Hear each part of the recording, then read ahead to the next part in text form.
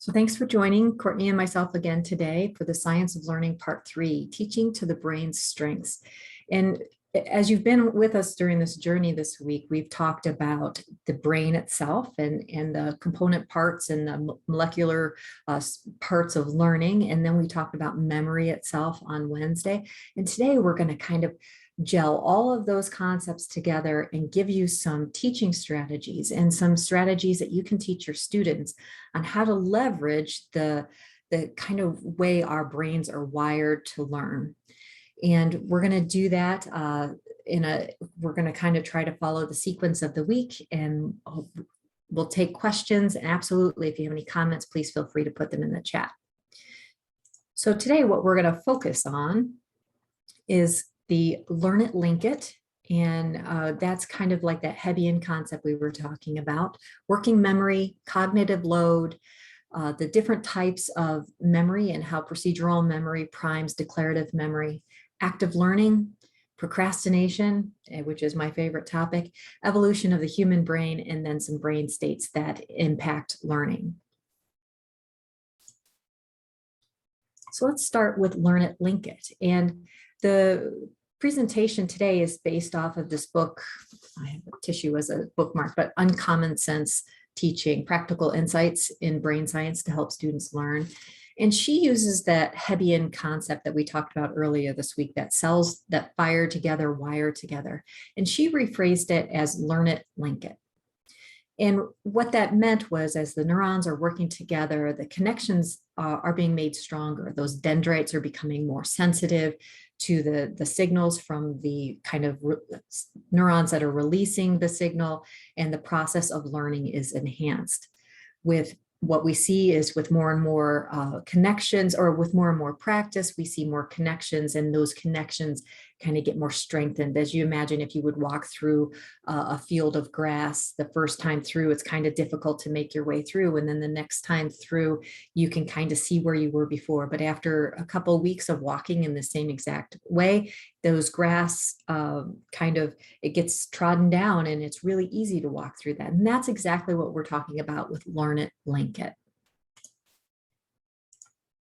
So this is a repeat slide from Tuesday, and it's just to kind of reiterate that challenge for students and for us as we're learning new things, is to go from the learn it stage. Sorry, I'm getting my spotlight on the learn it stage, where we're trying to make those initial connections and begin that process of increasing the synaptic density, to the link it phase, in which those neuronal passages are much more solid and well trodden, like we see in part C of this diagram.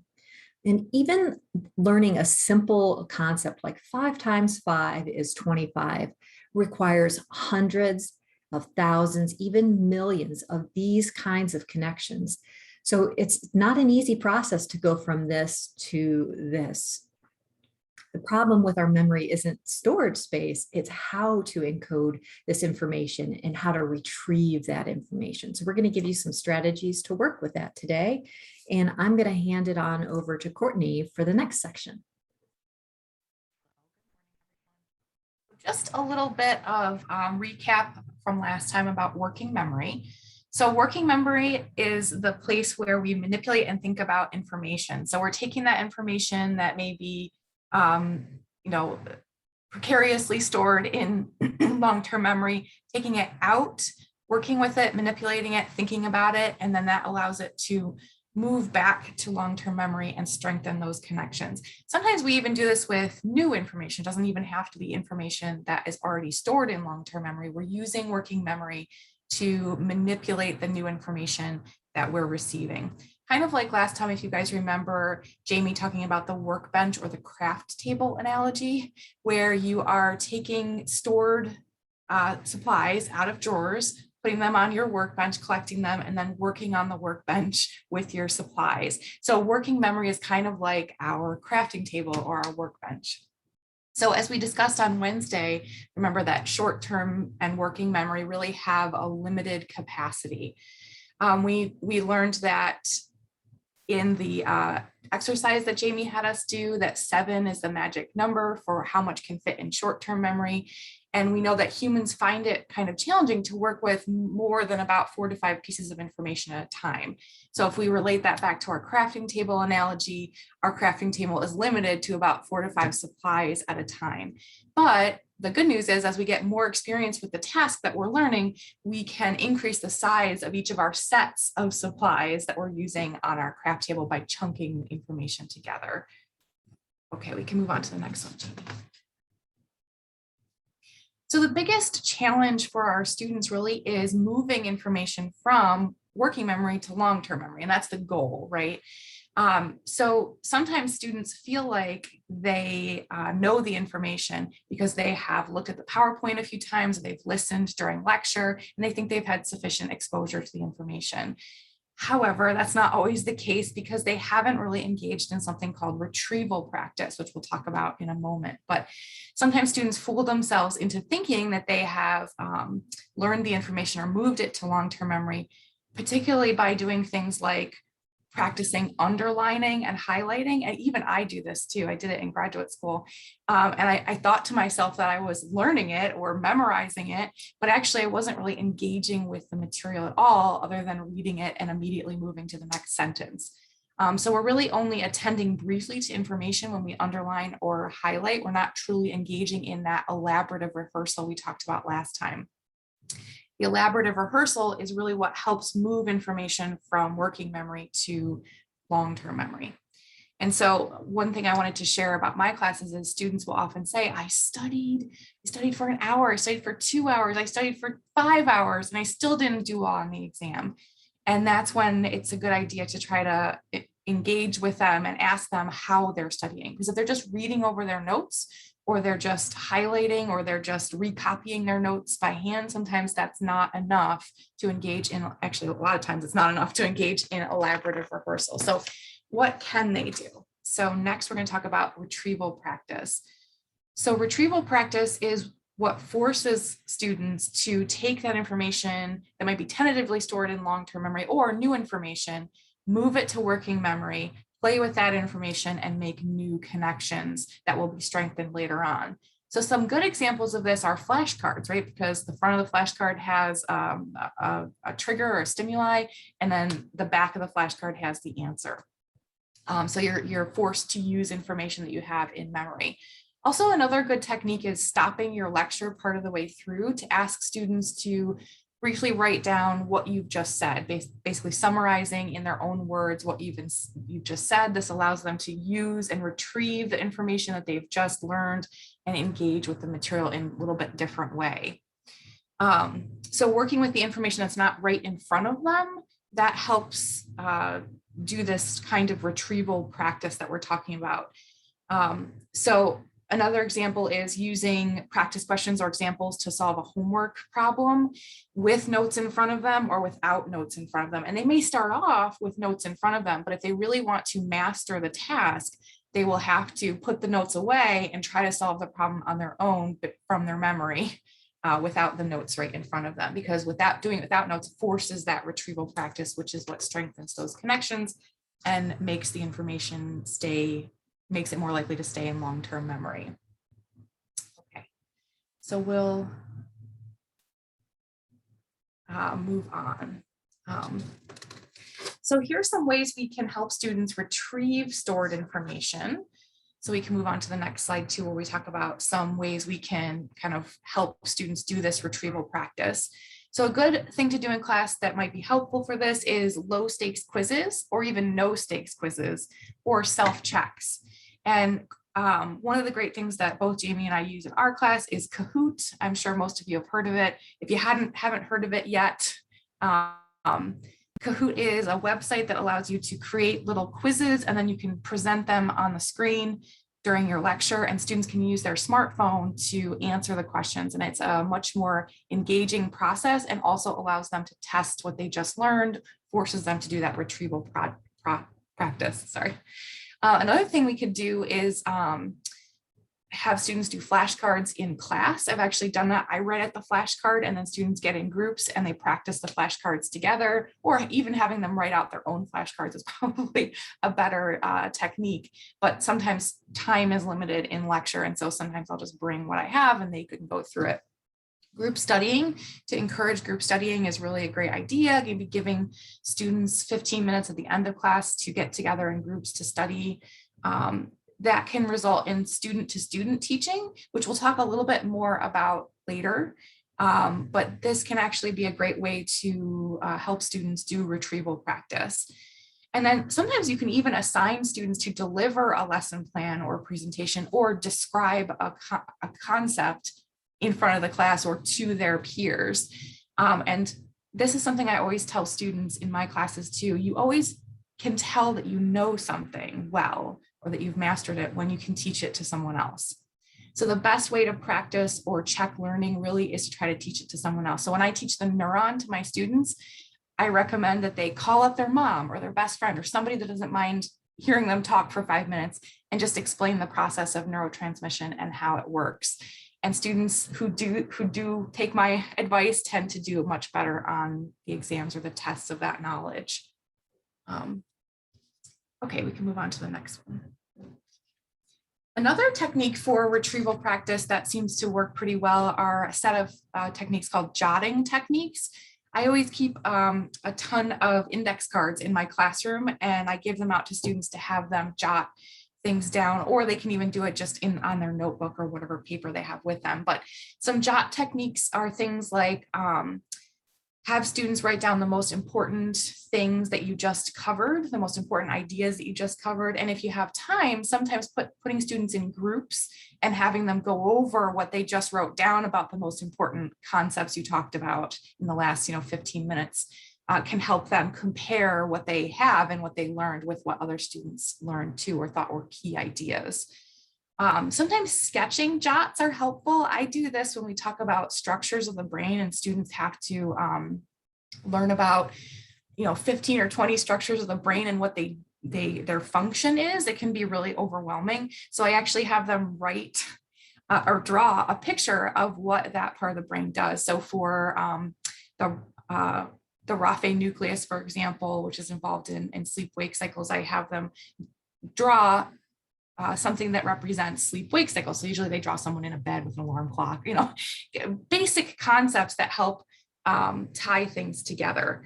So sketching or drawing graphics, or even when we're talking about tables where we're talking about the breakdown of organization of certain concepts, Krebs cycle and the organization of the nervous system.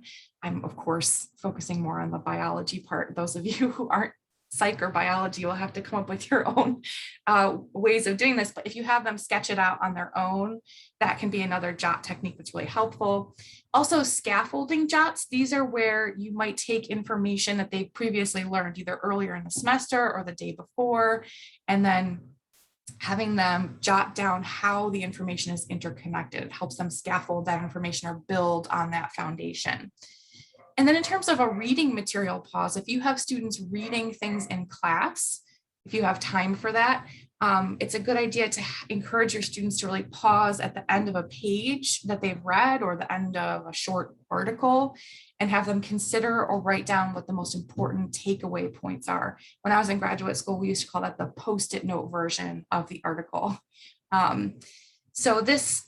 Another thing you have to keep in mind, though, is to make sure that students are looking away from their notes, that they put their notes away, because otherwise you're not engaging in retrieval practice that way. Okay, I think we can move on.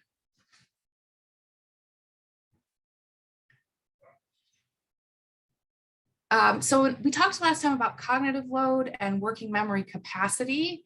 And think about this, I'm sure this all affects you too, not just your students. The pandemic really has, especially right now where things are getting worse and worse and not better and better, it's really given us a much bigger cognitive load than we had before the pandemic. So we have to keep that in mind for our students as well, because remember that the larger the cognitive load, the more it impacts and shrinks our working memory capacity. So let's talk about how our cognitive load impacts learning and how we can help minimize that cognitive load in our students. So developing working memory, development of our working memory happens across a childhood and is usually complete by about age of 15. So that's good news for us. We're working with students who already have the max capacity of their working memory. So that being said, we do still see differences in working memory capacity between students, right? So not everybody has the same capacity in their working memory. So some students can hold about 2 to 3 items in their working memory and others can hold 6 to 7. That's why the average is around 7, but some are less and some are more. So what's important to note is that working memory really is improved as the connections in long-term memory increase. So this allows for more chunking and larger information to be manipulated within working memory. All I can see is this chat and people saying LOL, and I'm like, oh man, I wish I could read the chat. It looks like fun. All right, back to this. Jamie, we can move on to the next slide. So information overload. This happens often, and what we don't realize is that we are overloading our students' working memory. Look at this slide, it's insane, right? So pretend that this was a project you were giving students and you only gave them the project instructions one time and you gave them and they looked like this and they were on your slide.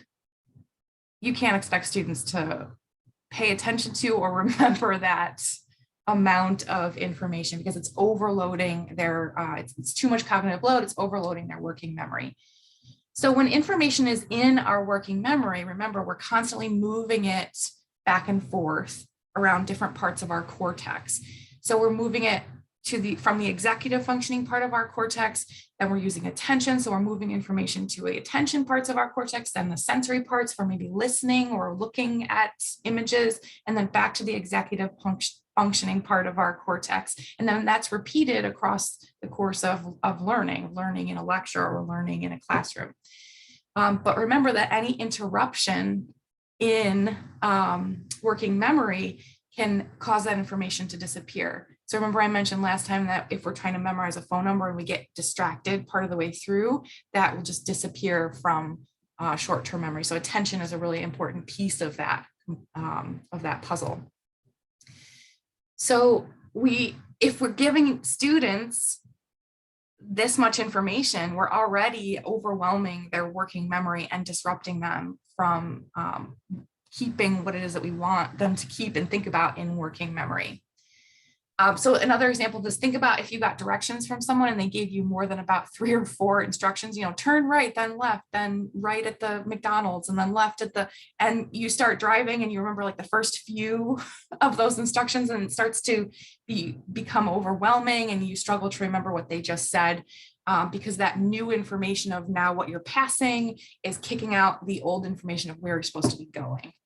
So that is why we should pay really close attention to how we present information to students. So we can go to the next slide, the reducing cognitive load slide, because it's related to this. All right, so our goal then is to reduce the cognitive load in our students to make sure that information moves from working memory to long-term memory. So when we're giving students instructions verbally, and I've noticed this, you may have noticed this too, I give them very simple instructions sometimes verbally, like fold your paper like a hot dog or a hamburger. And then I start talking about something else and they're like, wait, can you go back? How am I supposed to fold my paper again? Part of that is because they've been interrupted part of the way through working memory manipulation. So when we give students instructions verbally, it's important to repeat the instructions, also keep the limitations of working memory in mind.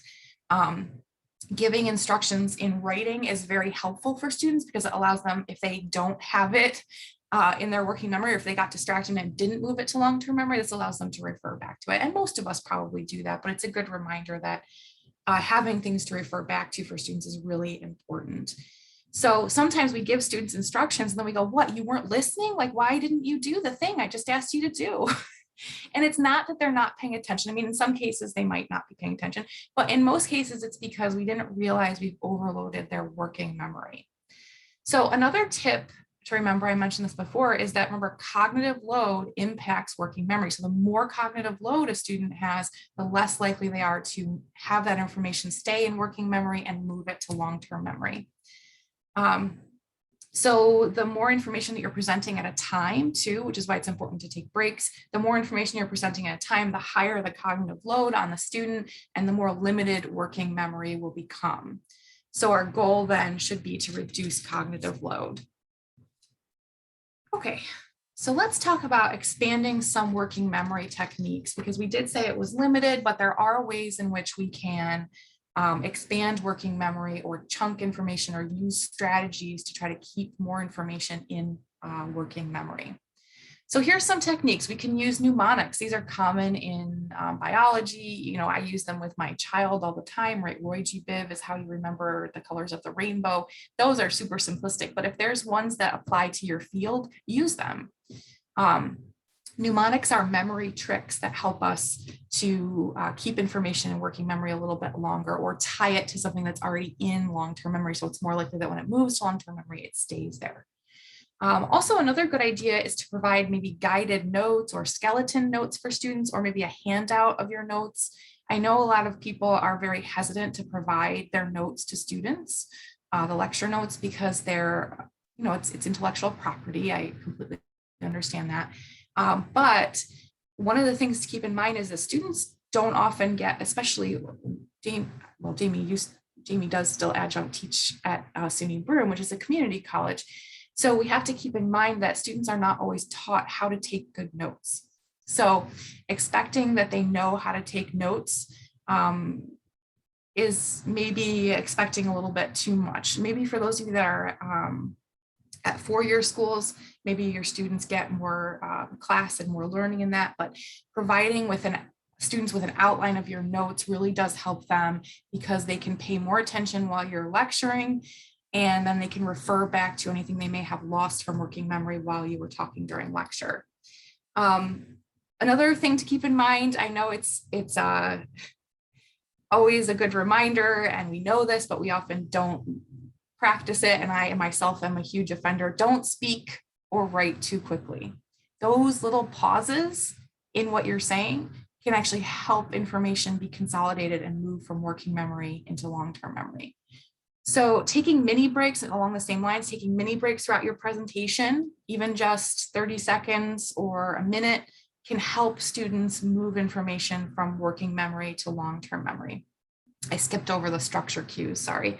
So giving structure cues is another really great way for students to organize and keep more information in working memory. And Jamie has been doing this throughout, right? She's been telling you what the agenda for the day was, and that's what structure cues are. We might say to students, here's the first 5 things we're going to talk about. And then that helps students structure their notes too, so that they can fill in their notes between the topics that you have said we are going to talk about next. Another example is pausing at intervals for retrieval practice. So pausing at intervals and then asking open-ended questions is a really great way for students to try to access what may have moved to long-term memory, or bring it into working memory to think more about it, so it's more likely to move to long-term memory more permanently. And then in terms of those note-taking techniques, those jot techniques are a really good idea to help students increase what's in working memory and make it more likely to move to long-term memory. Another idea is to take a moment and have students just listen to what you're saying and say, no, don't take any notes right now. I'm going to explain this to you. And then when I'm done explaining it, I want you to take notes and then share with me your notes, or what you think were the key points to what I said, and then clarify if you need to. If you find that students are not understanding it correctly, then you can clarify with them what it is they're not understanding. Okay, we can move on to the next one. So we mentioned before that there are differences in working memory capacity. Some students have a larger capacity to keep information in their working memory than others. And one of the interesting pieces of information that has been found in research is that Students who have a lower working memory capacity don't do as well doing student-to-student directed instruction. So student-to-student instruction is when they get together in groups and they try to tell each other what they learned or teach each other something. And it seems like students with lower working memory capacity don't do as well in that kind of instruction. Students with higher working memory capacity seem to do a lot better teaching it to other students or working in groups. The good news is that with students who have low capacity working memory, they can improve their retention, or they can improve what stays in working memory through doing repetition trials, right? So going over and over the information, hearing it again, reading it again, and then doing retrieval practice like flashcards. So students with low working memory capacity, if you kind of identify that in a student, you can encourage them to do sort of more practice on the information, and then they can improve in their student-to-student directed instruction. Another good idea that will address these differences is that instruction that includes multiple opportunities for practice in breaking up sessions and allowing students to practice what they just learned can be really valuable in increasing that transfer from working memory to long-term memory, because the information is being consolidated during those breaks, and then hopefully with the help of the hippocampus moving to long-term memory. Okay, we can move on to this part. Is going to hand it over to Jamie. Wow, this is me. Forgot. I was looking at 19, but that is totally not. See, that's what we get for deciding at the last minute. It was only in my working memory and then went right out, right? Which numbers of slides we were supposed to do. So fortunately, I had a handy dandy little note to reinforce that. So we're going to talk about declarative and procedural memory techniques next. And just as a reminder, declarative memory relates to factual information, that kind of stuff you'll be quizzed on in Jeopardy, versus procedural memory, which deals with more implicit learning, which is kind of below the surface, not necessarily all subconscious, but sometimes when we're talking about procedural memory, we're not able to say to somebody, hey, this is how you tie your shoe, or this is how you, truss a chicken, right? So it's that kind of implicit, not explicit, like declarative memory. If you remember from presentation 2 on the science of learning, you'll recall that procedural memory itself, that implicit learning, can be used to prime the pump for our declarative learning. It primes our hippocampus to make that declarative learning more efficient. And we're going to share some strategies that leverage that priming for our students to help them learn more efficiently. And you may notice how we've used some of these memory techniques throughout the presentation of this material this week. So first we have interleaving, and it's kind of a strange word, interleaving. Most people might think of it more as weaving, but the technical andragogical pedagogical term is interleaving. And that's when instruction is varied in topic rather than merely repeating virtually identical materials and questions all in one go. And so you're going to consider how we presented material this week. And we interleaved, or we wove information throughout each lesson. So when we were talking about the brain, we were still mentioning the words declarative or procedural memory. We were still mentioning long-term memory and short-term memory and working memory as we were talking about these brain structures. And you might not have had the foundational knowledge about what those words meant, but what we were trying to help your brain do was understand that there was a connection between those two terms.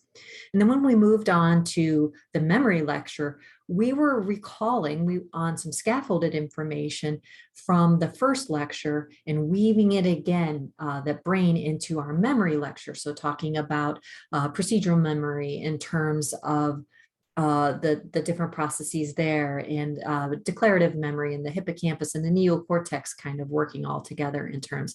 And what we find is that this practice of interleaving works way better than that masked or blocked information kind of lecturing, where you're only going to talk about, I'm only going to talk about the brain right now. And I'm not going to relate it to any other concept. And I'm only going to talk about memory, and I'm not going to relate it back to the brain. And then it's the student's job to make those connections. In the courses I was in where the instructor did that, I had a much harder time understanding how two things related to one another. But the instructors who wove that in, it was much easier for me to see, oh, I see now. That might, though, present a problem from your students. They might, in that first lecture, when we're talking about the brain and talking about the different types of memory and systems of memory, they might be confused, like, I don't know that yet. You just have to explain to your students, I know we're going to go into this in more depth in 2 weeks, but right now I just want to kind of get you thinking that these two things are related. And then you bring that information back when you're talking about the second concept more in depth. That allows the student to be like, okay, I don't need to know all of that right now. I'm going to learn it more later. I just know these things are connected. Interleaving only works, however, when the topics have a relationship. So it wouldn't necessarily be smart for me to give a lecture on the brain and then try to interleave that with conversations about physics, right? That those two things don't necessarily go together unless we're talking about how to learn about physics, right? So you try to make sure that the interleaving of topics are related to one another, and you have to provide enough context before the interleaving begins. The next concept we're going to talk about are schemas. And we didn't talk about this as much as I was hoping we could on Wednesday because we just ran out of time. But schemas are these scripts that we create. Script is another word for schema. And it's a way our brain is miserly, it's efficient. And it makes it so that every time we encounter a new situation, we call back on a script or a schema that we encountered a similar situation. So if you go into a restaurant and you've already been to a family diner, when you were younger, between 6 and 10, so you understand, you sit down at the table, you get a menu, you order, someone brings your food, you pay. And then as you get older, you might go to fancier restaurants where maybe there's someone who is, like a host or a hostess, and they're like, let me take your name down. Do you have a reservation? And then they seat you and they maybe put the napkin in your lap. But the earlier schema or script of your understanding how a restaurant worked helped the learning of this new bit of information easier, because you can kind of be like, oh, well, this is similar, just a couple little different things I need to learn about here. And that's the purpose of the schema. These schemas themselves are settled in the neocortex, right, where our long-term memory is housed, as opposed to the hippocampus. And the stronger the schema, the less likely it is to be in that hippocampus or our working memory there. And what happens is it allows this new learning to be more easily placed with that schema. So when we pull that back out, we're really able to easily add just a few little addendums, so some MOUs to that contract, if you want to consider it that way. I think about this in terms of crochet. Like, I knew how to do a chain stitch. And it was really easy for me to remind myself back when I was 12 how to do the single crochet hook. And so I had a schema for how to do this particular task. And then as I wanted to learn how to do more and more complicated things, like with this otter, I was able to just add a few new things here and there, and it made the learning much easier. So one technique that we can use then in the classroom for schemas is to provide graphic displays to help students better understand a concept. Excuse me. So things like graphic organizers or clearly labeled tables, diagrams, and charts. And research shows that graphic organizers can be even better than note-taking. So when Courtney was describing how she was talking about the raphe nucleus being related to sleep, and having students draw kind of like these graphic organizers, just like, oh, this part of the brain is involved in language processing. This part is involved in language generation. This is involved in executive function, and drawing those kind of maybe like pictures of a bed or pictures of a CEO, and then linking it to that part of the brain helps students learn a little bit better. You're providing them with this schema. This image here that we have on the screen of a kind of an organizational chart, this is an example of a graphical organizer, which will help people understand there's one person in charge and has two people that are direct reports. These two people each have two people directly reporting to them, so on and so forth. The next one, oh, and as an example of that schema we provided you when we were talking about the systems of memory, right? We had memory itself was divided into, depending on which one you were looking at, short-term memory, sensory memory, short-term memory, and long-term memory, or the one that had memory with working memory and long-term memory, and then all the subdivisions thereafter. And those graphic organizers can help students really grasp how things relate to one another. The next thing we utilized when we were doing this presentation this week is distributed versus spaced practice, right? And that kind of goes along with the idea of interleaving as well.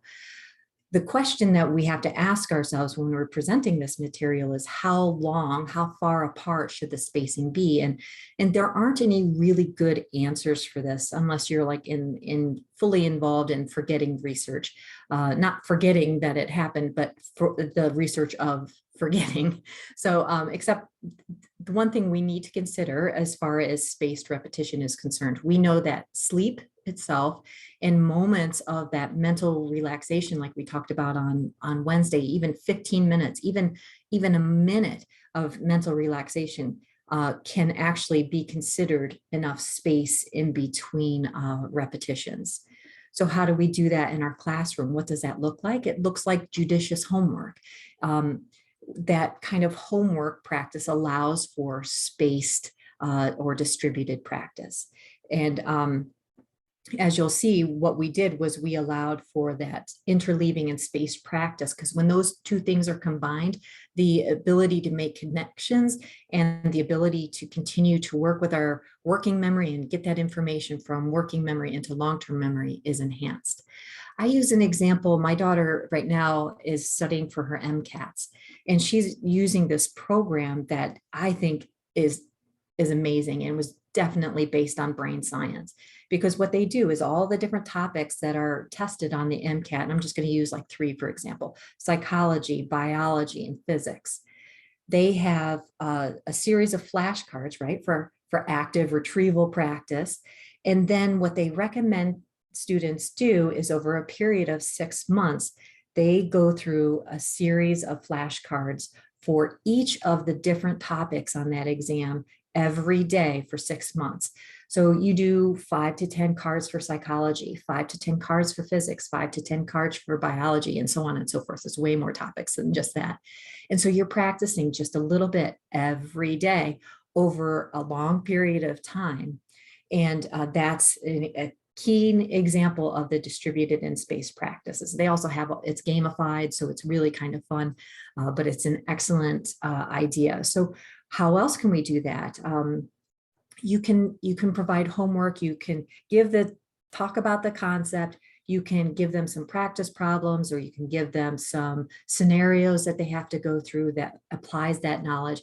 Have them start that before the end of class. So if they have questions, you can guide them. That way they're not practicing incorrectly, they're practicing the correct way.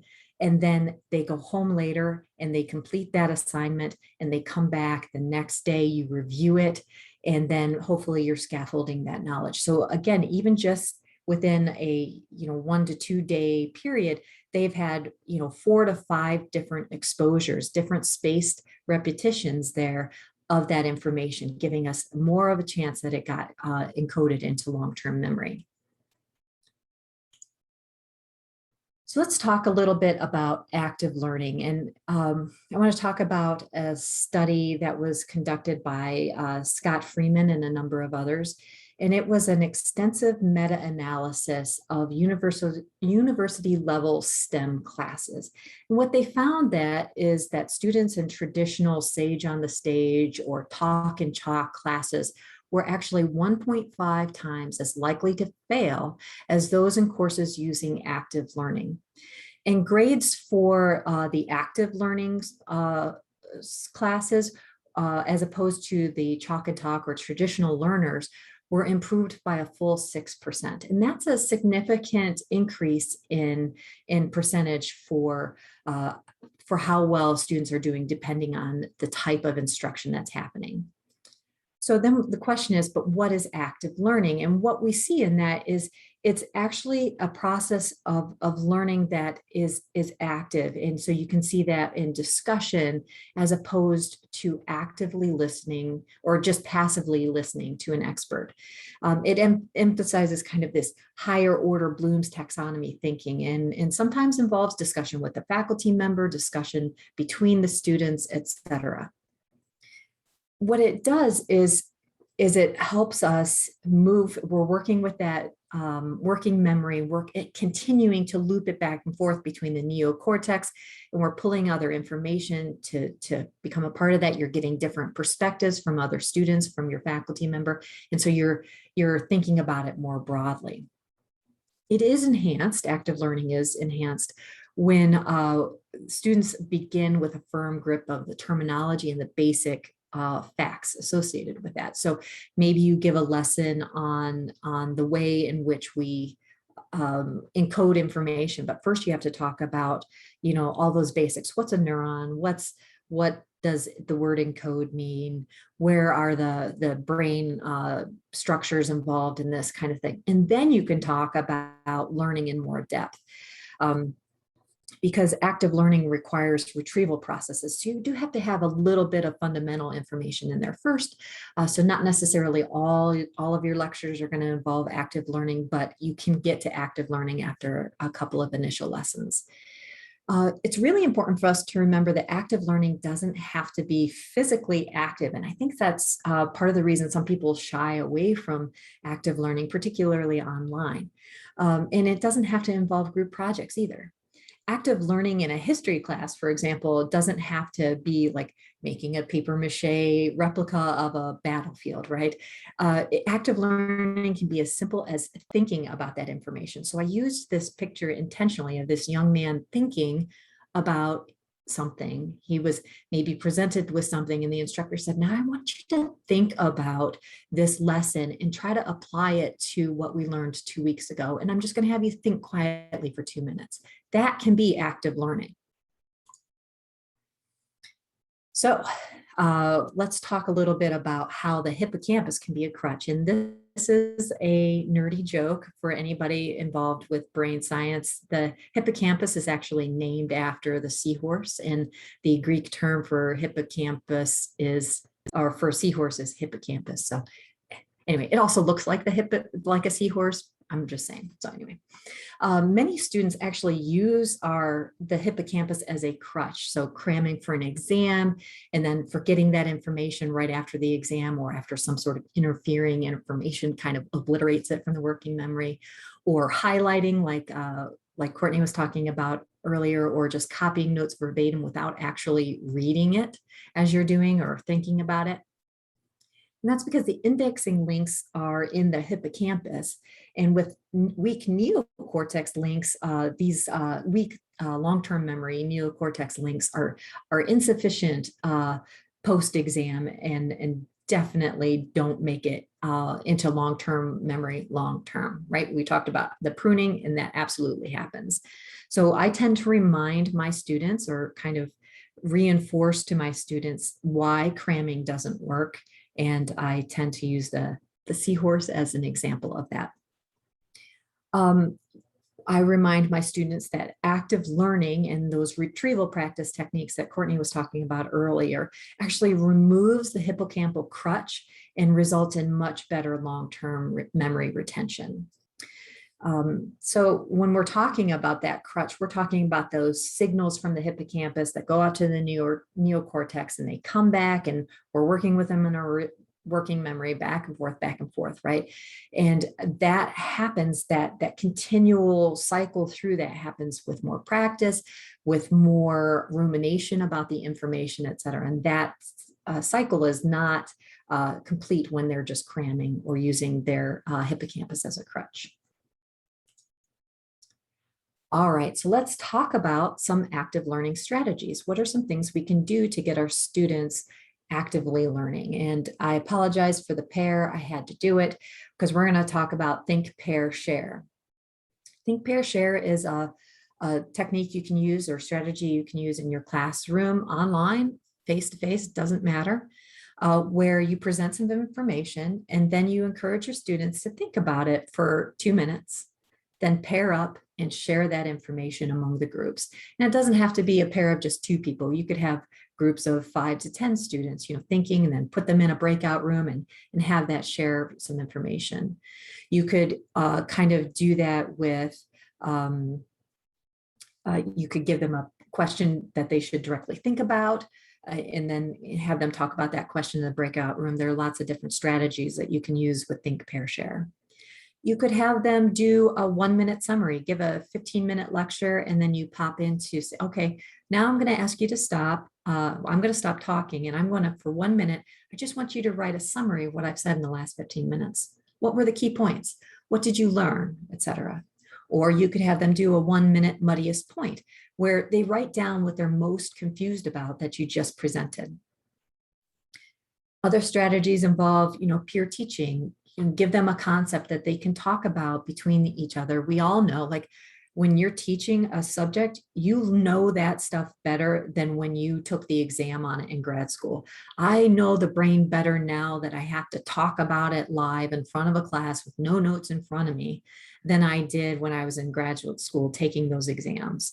And that's because I can't rely on that hippocampal crutch, right? It all has to be pulled from my neocortex. So peer teaching is actually really a great way to incorporate active learning as well as retrieval practice.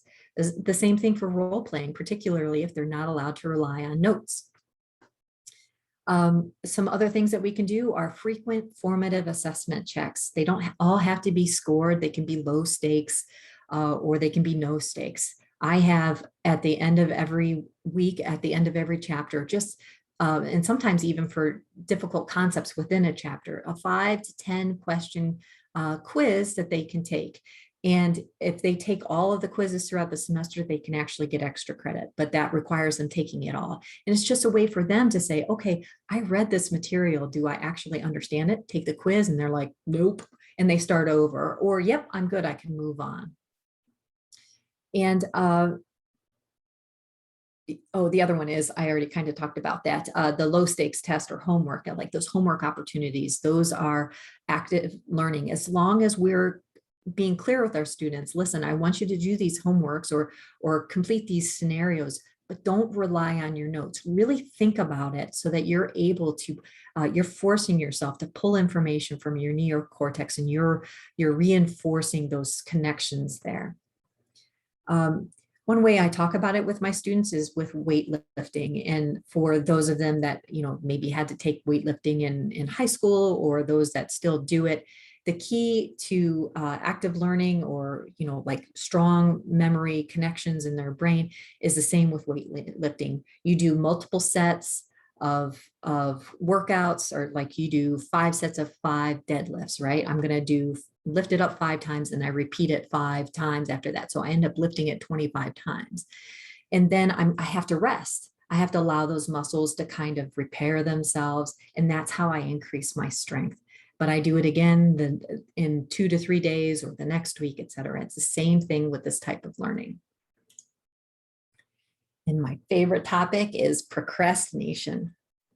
You may recall from the slide from presentation 1, where we were talking about the Yerkes-Dodson curve, that U stress is good stress. It promotes it gives us optimal kind of performance versus too much stress, which causes distress, and then our performance levels tank. This is another critical factor that we should consider with the hippocampus as a crutch. Procrastination, for some people, makes them rely too heavily on that working memory, and they're not making those lasting connections in the neocortex, which means for most people, procrastination is not good for long-term learning. And that's partly because procrastination does not allow us to utilize diffuse thinking. And diffuse thinking is the opposite of focused thinking. So right now, as you guys are listening to Courtney and I talk, we have you focused thinking. You're really focused, you're paying a lot of attention. And then after the session, you'll have the opportunity for some diffuse thinking. Like, I'm just going to think about what that session was about today. I'm going to think about diffuse thinking. And it just kind of, I'm not even focused on it. It's just kind of happening. Maybe I'm going to go for a walk. Maybe I'm going to go take a shower. Maybe I'm going to eat lunch and not think about that material consciously, but it's happening still, right? And that's where we want to get to, that diffuse thinking. That diffuse thinking is like when you have a great idea just as you're about to fall asleep, or just as you're waking up, or you solve a problem in either of those two states, or when you're in the shower, you remember something you've been trying to remember. That's because your brain's still working on the problem, even though you're not focused on it. Oh, sorry, inadvertent mouse scroll again. So I tell my students that diffuse thinking is really important, and cramming and procrastinating inhibits this. For me, I'm a born procrastinator. I was telling somebody yesterday that in third grade, my teacher wrote, Jamie procrastinates too much. My third grade report card. And I've been marked for life. Like, that is absolutely who I am. It's how I operate. It drives people around me crazy, but I need that eustress to be at my optimal level of performance. But one I've learned over the years, strategies to kind of take advantage of my procrastination. I've known for months that I had to do this presentation. And so I contemplated all the things that I had to know about or remember from grad school. And then I just allowed myself to do some diffuse thinking about it for maybe a little bit too long, but I had to wait until that eustress kicked in for me to do it really well. All right. So let's talk about some techniques for procrastination, and not how to actually become better at it. That took me a lifetime of doing to become really good at procrastination, but how to overcome procrastination.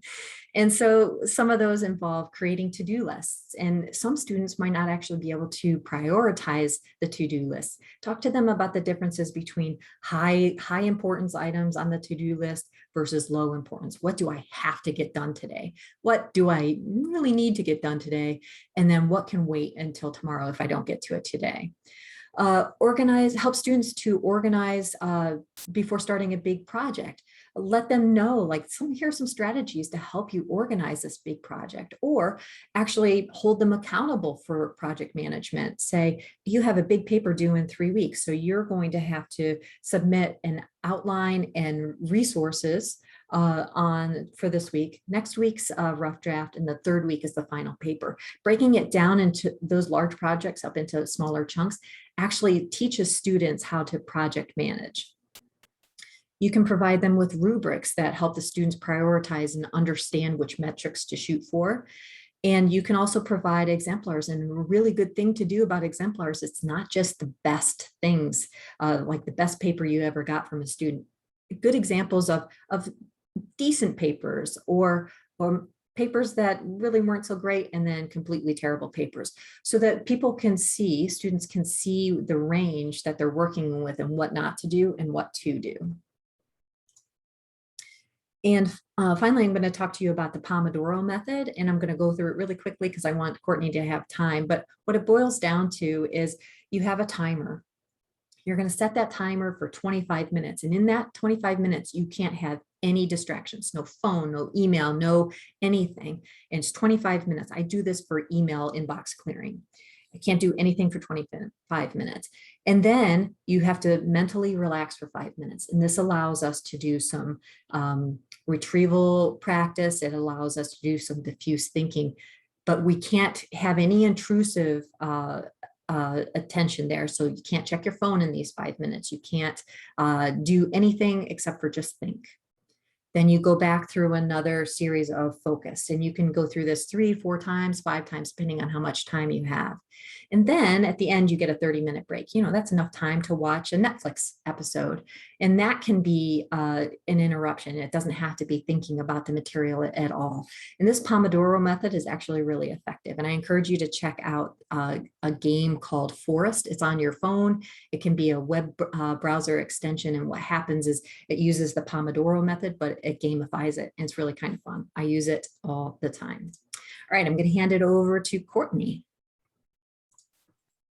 Okay, so we're just going to talk briefly about a few closing concepts. We mentioned last time that the brain has evolved for very specific learning, for example, recognizing human faces. And in order for us to get to the place where we can put complex information into long-term memory, we have to scaffold that information. So you have to start with a foundation and build on that. Just like the idea, as Jamie has said to me before, you can't teach a baby calculus, right? You start with the basics and then you move up to algebra and calculus and so on. So this is when direct instruction becomes very critical, is when we start to scaffold this information. So teacher-directed instruction can lead to better student-directed instruction. But for complex material, really we should focus on teacher-directed instruction at first. And this is best exemplified in the I do, we do it together, then you do. So I do, we do, you do. And we could change the slide. So I'm clicking my button as if I have power to change the slide, and I don't. So direct instruction really can and absolutely should involve active learning. So here's an example of what that could look like in a lecture. So maybe an overview of the upcoming lecture. Remember putting maybe 1 to 5 items in like an agenda format, then 10 to 15 minutes of lecture presenting a complex topic, then take a break to do maybe a parent share or a jotting exercise, then go back to 10 to 15 minutes of lecture, and then repeat that throughout the lecture. And at the end, do a recap of the day's lesson, hopefully involving something that involves active learning, engaging in something involved in active learning. So another technique is to present the complex material and then tell an anecdote or a story so that students can kind of take a mental break, refocus. They can stop taking notes, and in that time they can just listen, and then their brain is making necessary connections during that time when they're not focusing on taking notes and copying down what you just said. Okay, we can move on. So lastly, these things that we've talked about really are challenging to do in online courses. We can talk about doing them in the classroom all we want because they're great and easy to incorporate, but it becomes very difficult when we're talking about asynchronous instruction, because what often happens is instead of the I do, we do, you do, it ends up being a you do, you do, you do. And so you have to try to contemplate or think about how you can demonstrate the materials to students. That's the teacher-directed instruction, how students can maybe work together or discuss the material, and then how students can work independently. So think about kind of reframing your you do, you do, you do into I do, we do, you do. So another challenge is really recognizing our own expertise. So think about what you found most difficult when you learned these topics. Oftentimes we've learned it in such depth that we have difficulty putting ourselves in the students' shoes and making that information digestible to them. So also another thing to do is that you may know, but good to point out, is to pay attention to common mistakes that students make, because that might be the areas in which you are assuming that they know more than they do. Okay, we can move on. So we're going to talk really quick about brain states and how they impact learning. So next slide. We mentioned stress last time, but it's definitely worth revisiting. And Jamie mentioned it before about eustress and procrastination. So remember that the transient stress of studying for an exam or a test or something can be viewed as eustress because it can promote conditions for optimal learning. And eustress, of course, in that kind of optimal amount of stress, which motivates us, it can release adrenaline and cortisol in small amounts, which can enhance connections between neurons. But then remember, we hit a point and it becomes ineffective, and there's too much stress, and release of too many stress hormones can actually inhibit learning and inhibit the connections made between neurons. So encouraging our students to, and maybe teaching them about eustress versus too much stress or excess stress might help them try to find what their cutoff point is. And then just lastly, I briefly want to mention, when we talk about stress, it's really important to keep in mind the environment in which you are teaching students, because if you inadvertently create a stressful environment, students are not going to learn what it is you want them to learn. So I think I'll just leave it at that. I won't go into any examples, but I'm sure we can all think of environments in classrooms where it might be stressful and then difficult for students to learn. Okay. And then lastly, sleeping. We know our students don't get enough sleep. When I ask them how much sleep they get, it is very sad because they get even less sleep than I do, and I'm a parent, and most of them are not.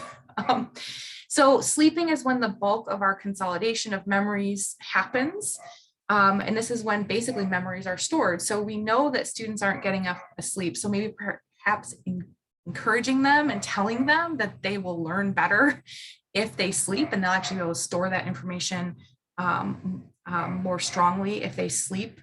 This might help them place a higher priority on sleeping. The other thing that we mentioned last time is we tell students not to pull all-nighters, because cramming and then taking an exam doesn't allow that information to move into long-term memory. You have to have some kind of sleep, or even just a brief rest in between can help make sure that information moves to long-term memory. So sleep acts as a fixative that can ensure that those links in your neural connections in your long-term memory are made more permanent. Okay, so even just breaks as short as 20 to 40 seconds between what you're saying can help that information move more readily to long-term memory. But sleeping really is the best of all strategies. All right, look at those otters sleeping. They're so cute. All right, I don't want to keep you any longer, but that's awesome. We actually covered it maybe a little less time on the last couple slides. We've done that every single presentation. We just get so excited we talk longer than we need to. So thank you for joining us again today. Thank you to Courtney for being my partner in this. And I, like we're friends, but this has been great to work together. And we are more than happy. If you want to shoot me an email with a couple questions, if you want to use these slides, please feel free. I know that we talked a little bit about making an infographic about sleep. I literally ran out of time, and that's due to my procrastination. So I might consider doing one a little bit later if people want to have something like that. I'll try to post it on the Otter site. I'm going to stop the recording. And I